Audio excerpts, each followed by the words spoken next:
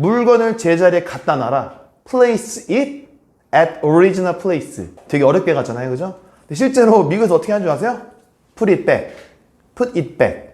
뒤로 갖다 놔라 이거예요. 근데 우리나라에서는 뭐 place it at original place, please 이런 식으로죠.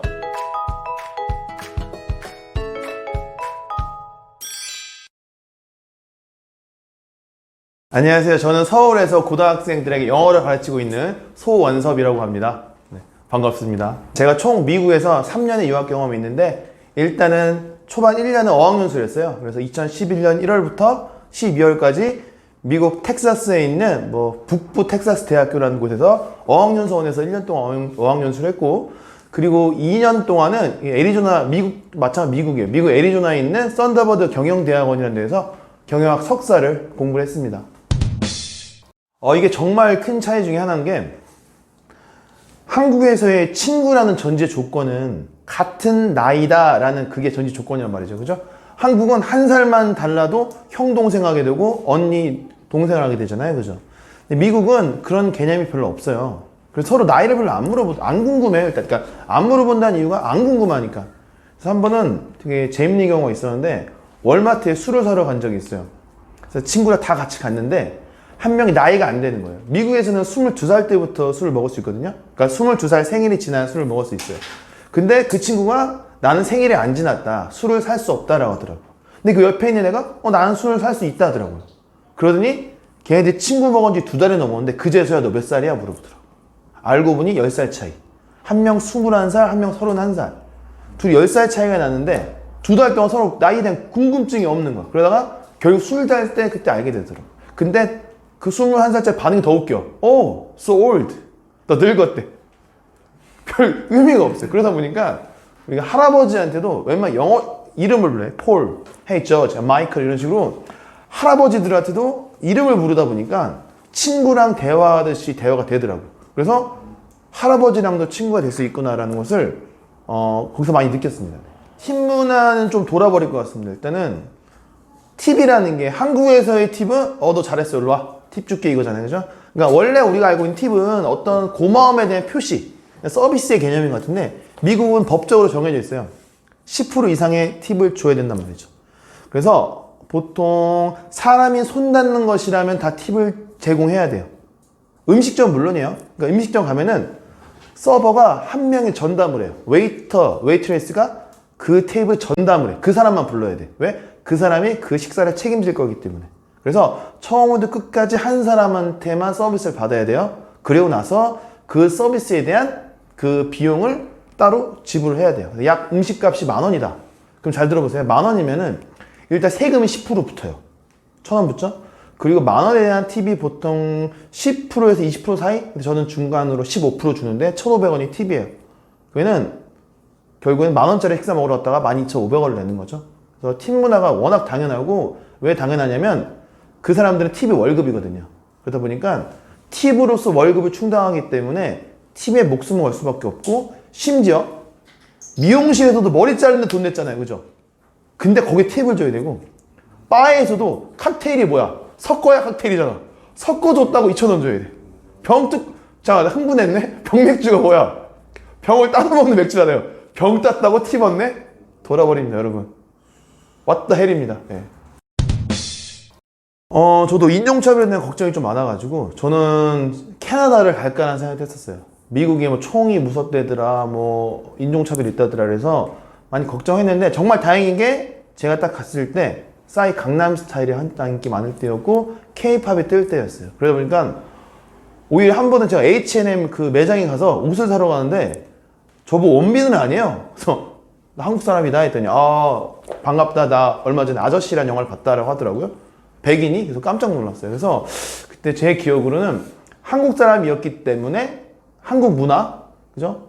한국 음식 같은 걸로 더 친해지는 계기로 삼았으면 삼았지 별로 인종차별을 못 느꼈던 것 같고, 또 2020년은 이제 BTS의 해인데 지금 인종차별 하면은 미개한 사람이죠. 미개한 사람. 그래서 인종차별은 본인이 그냥 20세기에 대한 그 좀 틀에 갇혀 있다고 생각합니다. 네. 없습니다. 네. 그러니까 물론 지역에 따라 다르긴 해요. 근데 요즘 웬만한 곳에서는 없다고 보시면 됩니다. 차이점이 일단은 정확히 미국 영어는 어떻다라고 말할 수 없는 게 우리 한국 사람들도 서로 한국 사람들끼리는 문화, 뭐 정치가 이해가 돼야만 할 수 있는 말들이 있잖아요. 너 허경영 같다. 너 뭐 재앙이다. 이런 거 아시죠? 그러면은 다 이해하는데 그 외국인들은 그런 이해 못 하잖아요. 그죠?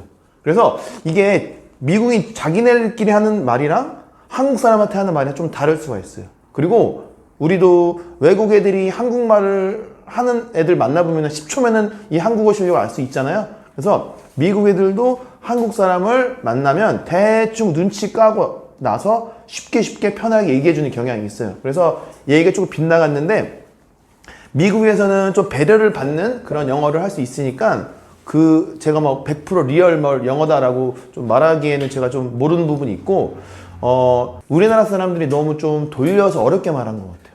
예를 들어서 물건을 제자리에 갖다 놔라. Place it at original place. 되게 어렵게 갔잖아요. 그죠? 근데 실제로 미국에서 어떻게 하는 줄 아세요? Put it back. Put it back. 뒤로 갖다 놔라 이거예요. 근데 우리나라에서는 뭐 place it at original place, please 이런 식으로죠. 겁나 정중하죠. 그래서 미국에서는 간결하게 진짜 의사소통을 위한 영어를 하는 게 좀 많은 것 같아요.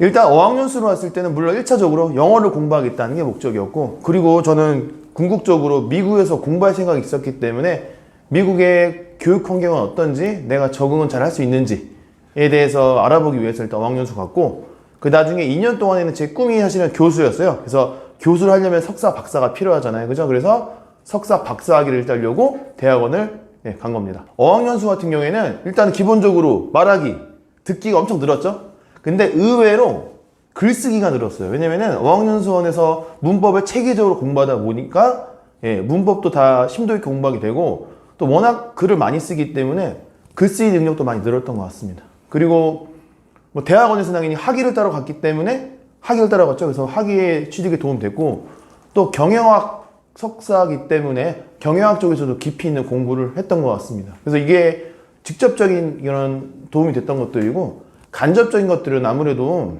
미국에 있다 보니까 낯선 환경들에는 적응을 해야 되고 다양한 사람들을 또 만나면서 살아가야 되거든요. 그러다 보니까 뭐랄까 유연함, 그리고 적응력, 그리고 사교성, 그런 것도 많이 느는 것 같아요. 그리고 절대적으로 중요한 게 한국에서의 틀에 갇혀 있었는데 나가다 보니까 여러한 각도로 사고를 하고 경험하다 보니까 좀 소위 말해서 깨어있다고 해야 되나? 깨어있는 사고를 갖출 수 있는 것 같아서 나중에 한국에 와서도 좀 유연한 사고방식 때문에 도움이 좀 많이 됐던 것 같아요. 일단 가장 힘들었던 게 모든 것을, 핸드폰도 정지해야 되고 한국에서 모든 것을 포기하고 가야 되기 때문에 그게 너무 힘들었습니다. 무슨 말이냐면은 물론 가족, 친구뿐만 아니라 핸드폰도 마찬가지고 익숙했던 컴퓨터도 놓고 와야 되고 모든 것을 새로 처음 시작해야 되니까 그게 일단 두려웠고요. 그리고 아무래도 유학을 가면은 영어가 준비가 안 돼 있기 때문에 의사소통에 대한 자신감이 없어요. 그러다 보니까 대화도 힘들고 모든 게 낯선 거예요. 그러다 음식도 힘들고.